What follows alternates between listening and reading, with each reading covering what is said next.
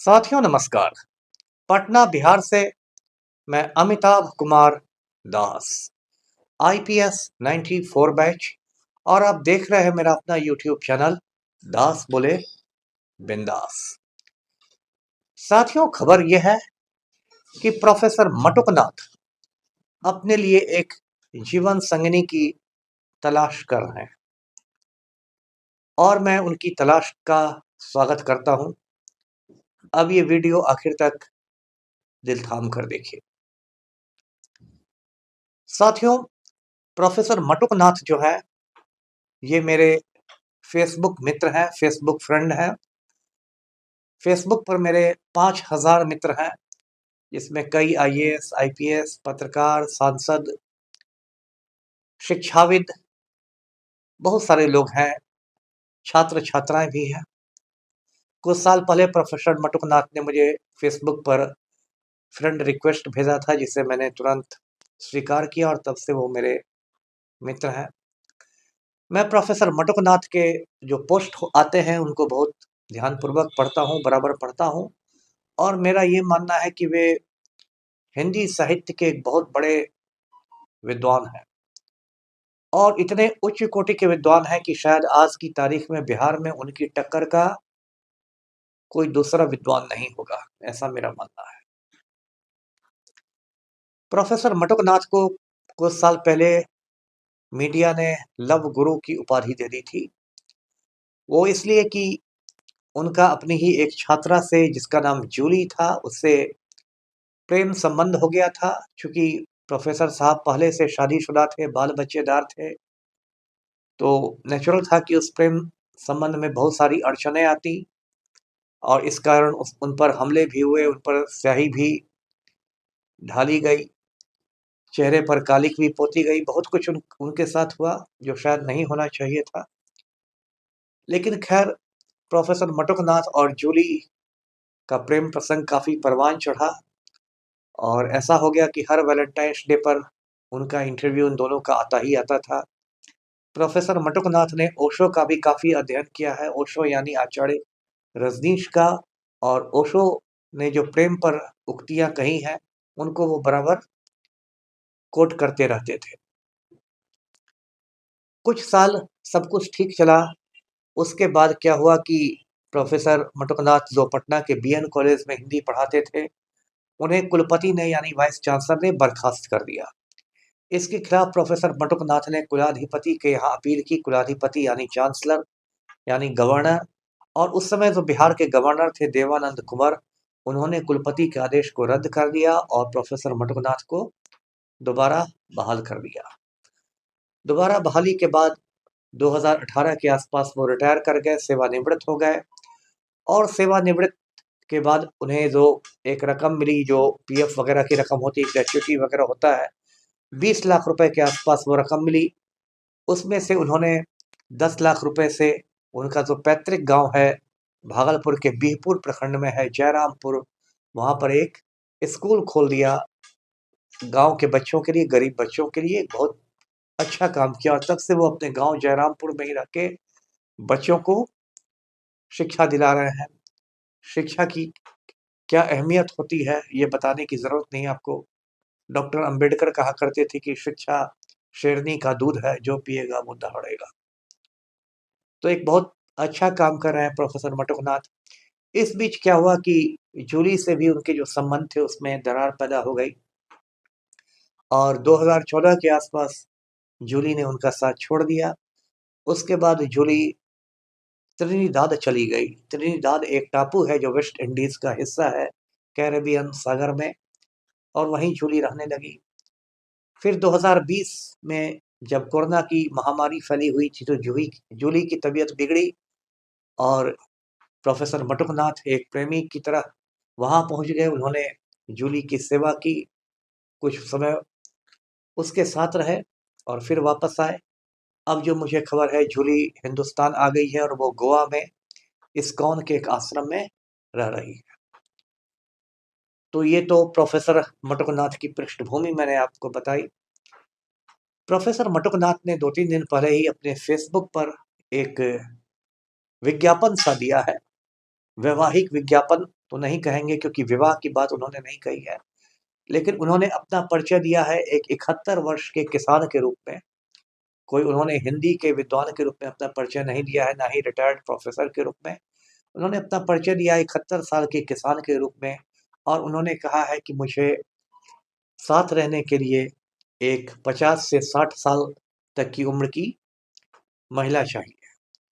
ऐसी महिला जो अच्छा खाना बना सके, यानी पाक कला में निपुण हो, जो वासना रहित प्रेम कर सके, यानी जिसके प्रेम में शारीरिक संबंध नहीं हो, और जो काफ़ी विदुषी हो, यात्राओं के बारे में बात कर सके, किताबों के बारे में बात कर सके, जिसका दुर्जनों के प्रति जिसके मन में क्रोध हो और सज्जनों के प्रति जिसके मन में प्रेम हो, ऐसी महिला चाहिए।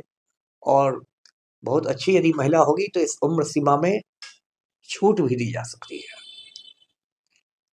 तो ये तो फेसबुक पर उनकी बात है। अब देखिए, जैसा कि होता है बिहार में या पूरे भारत में कहिए, बहुत सारे लोग इस पर छींटाकशी करेंगे। बहुत लोग अपनी मतलब ओछी राय देंगे, छोटी सोच जो लोगों की होती है कि अब बुढ़ापा में मतलब ये इश्क फरमा रहे हैं, ये वो कर रहे हैं, वो कर रहे हैं। लेकिन मैं उन सबों से अलग राय रखता हूँ, और इस मुद्दे पर मैं प्रोफेसर मटुकनाथ के साथ मजबूती से खड़ा हूँ। इसमें कई बातें हैं। पहली बात तो ये कि प्रोफेसर मटुकनाथ किसी के साथ जोर जबरदस्ती नहीं कर रहे, कोई बंदूक की नोक पर किसी का अपहरण नहीं कर रहे। जो कुछ उन्होंने कहा है वो उनका एक खुला प्रस्ताव है। यदि किसी को मानना होगा तो वो आए, नहीं मानना होगा नहीं आए, कोई जोर जबरदस्ती नहीं है। और जो कहते हैं मियाँ बीवी राजी तो क्या करेगा काजी, वही बात यहाँ भी है। यहाँ मियाँ बीवी की तो बात नहीं है। जो महिला आएगी वो सहजीवन में रहेगी।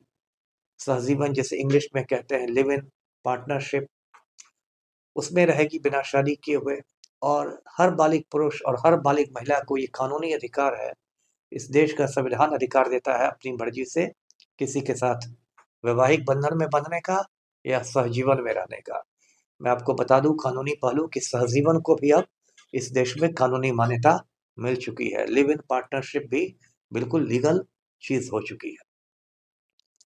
साथियों, हमारे देश में आप जानते हैं बहुत ज़्यादा पाखंड है। हमारा समाज जो है बहुत ज़्यादा पाखंडी है। पाखंड की कुछ अतिरिक्त मात्रा इस देश में है।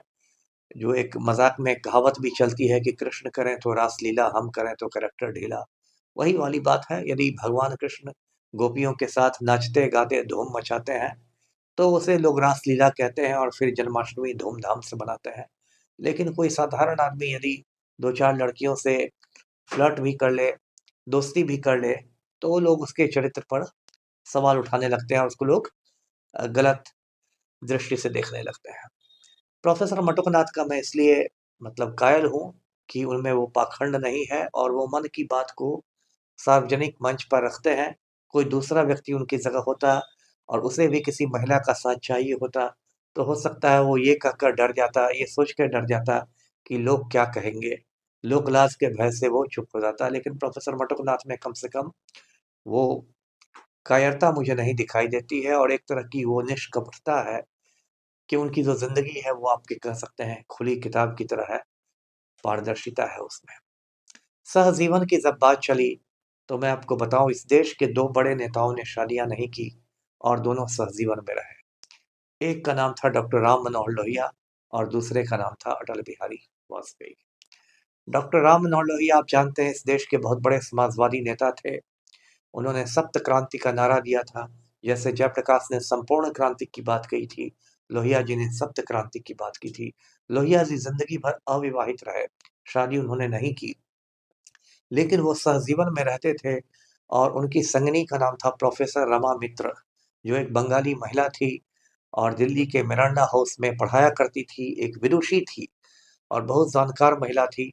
प्रोफेसर रमा मित्र जिंदगी भर प्रोफेसर डॉक्टर लोहिया के साथ जीवन संगनी के रूप में रही। और जब डॉक्टर लोहिया का इंतकाल हुआ, उनका निधन हुआ, तब भी भारत सरकार ने सारी चीजें प्रोफेसर रमा मित्र से ही पूछ कर की कि डॉक्टर लोहिया क्या चाहते थे, क्या नहीं चाहते थे। दूसरा जो उदाहरण है वो अटल बिहारी वाजपेयी का है। अटल बिहारी वाजपेयी ने भी शादी नहीं की थी, लेकिन वो खुद कहा करते थे कि कुंवारा हूँ, ब्रह्मचारी नहीं। और उनकी जीवन संगिनी का नाम था राजकुमारी कौल। यदि आपको और विस्तार से चाहिए तो आप गूगल कर दीजिएगा राजकुमारी कौल लिखकर, आपको सारी बातें विस्तार से पता चल जाएगी।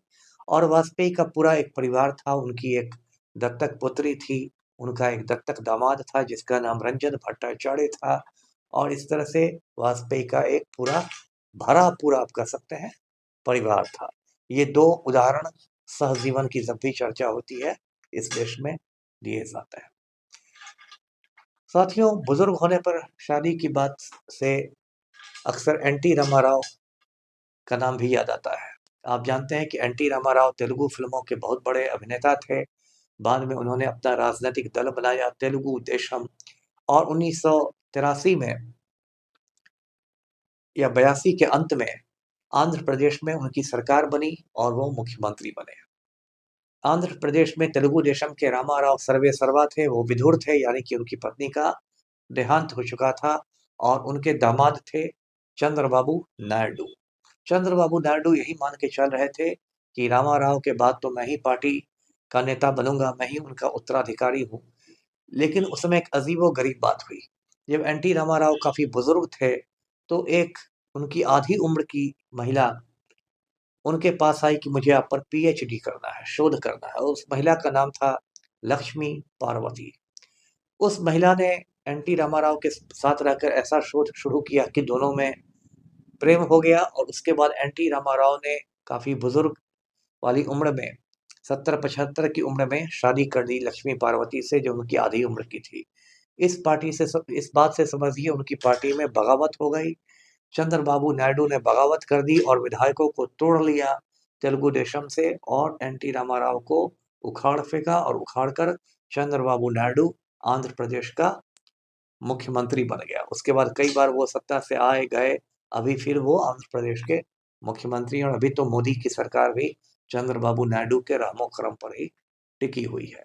कहने का मतलब ये कि यदि आप बुजुर्ग होते हैं तो आपको तभी भी आपको हो सकता है किसी के साथ की आवश्यकता पड़ जाए।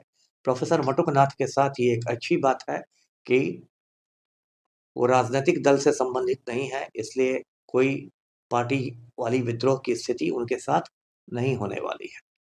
साथियों, हमारे देश में ऐसे बहुत सारे पाखंडी हैं जो इस तरह के प्यार मोहब्बत को गलत निगाह से देखते हैं।